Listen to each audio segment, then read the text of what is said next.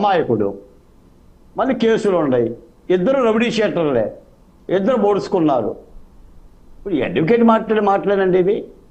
ఇప్పుడు సాకిష్ణ మంచోడైనా కాకపోయినా ఐప్ గారు నేను మళ్ళీ వస్తాను మీ దగ్గరికి. ఒకసారి వారు ఏం చెప్పాలనుకుంటున్నారు చెప్పండి. చందు గారు మాట్లాడినవ్వండి, ముందు చెప్పండి. మీ చేతిలో మీడియా అధికారం చేతులు కట్టుకొని వినండి, యువతలో కూడా మాట్లాడినవ్వండి. కాదండి ఏమండి చందు గారు, ఒక్క నిమిషం ఐప్ గారు. ఇప్పుడు ఆయన ఉద్దేశం ఏంటంటే చందు గారు మీరు వినండి. వింటున్నా అలా కాదు కోటయ్య గారు, మీరు నన్ను మాట్లాడే వాళ్ళు ఆపట్లేదు. మీ టీడీపీ సోషల్ మీడియా ఉంటాడంటే ఐప్ గారు అలా కాదు. ఐప్ గారు మీరు సమయం అడిగారు, మాట్లాడుతున్నప్పుడు విన్నా లేదా మేము? ఐప్ గారు 5 నిమిషాలు సమయం అడిగారు, ఇచ్చాను. ఒక నిమిషం వారిని కూడా మాట్లాడండి.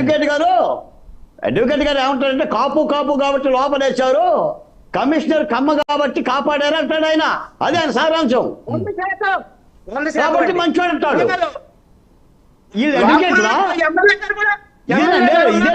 అలా కాదండి, ఒక్క నిమిషం ఐప్ గారు మీరు ఒక క్వశ్చన్ రైజ్ చేశారు.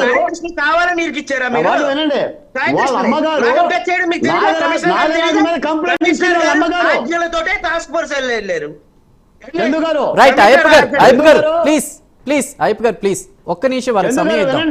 చెప్పండి. వాళ్ళ అమ్మగారు నాగరాజ్ అనే సిఐ నా కొడుకుని హింసించాడు, నా కొడుకు నీ కొడుకు పూలదండ వేసుకోమని చెప్పాడని వాళ్ళ అమ్మగారు ఇచ్చింది కంప్లైంట్. అవును ఆ వీడియోలు కూడా ఉన్నాయి. ఇది కదా మరి సిఐ మంచోడు, జనాన్ని పంపించారు. మరి ఈ మాట్లాడి మీ ఛానల్లో పెరిగింది సిఐ మంచోడు, మీ ఛానల్లో తప్పని చెప్తారు. ఏం తెలివితేటలండి డిబేట్ అవ్వదండి. అయితే ఇక్కడ ఒక్క నిమిషం ఇద్దరు ఒక్క నిమిషం ఆగండి.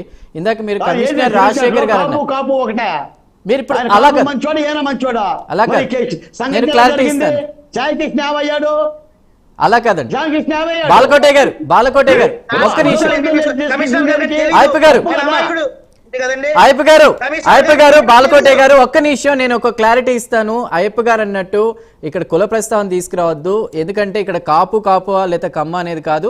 మీరు అంటున్నట్లు ఆ సిపి గారు కమ్మ కులస్తులు కానే కాదు, అదైతే కరెక్ట్. ఆయన వేరే కులానికి సంబంధించినటువంటి వ్యక్తి. చెప్పండి. బట్ అది కాదు ఇక్కడ విషయం. తప్పు జరిగింది, రూల్స్ బ్రేక్ చేశారు, అది మాత్రం వాస్తవం. లాకప్ డెత్ అనేది జరిగిందని సిపి స్పష్టం చేసింది.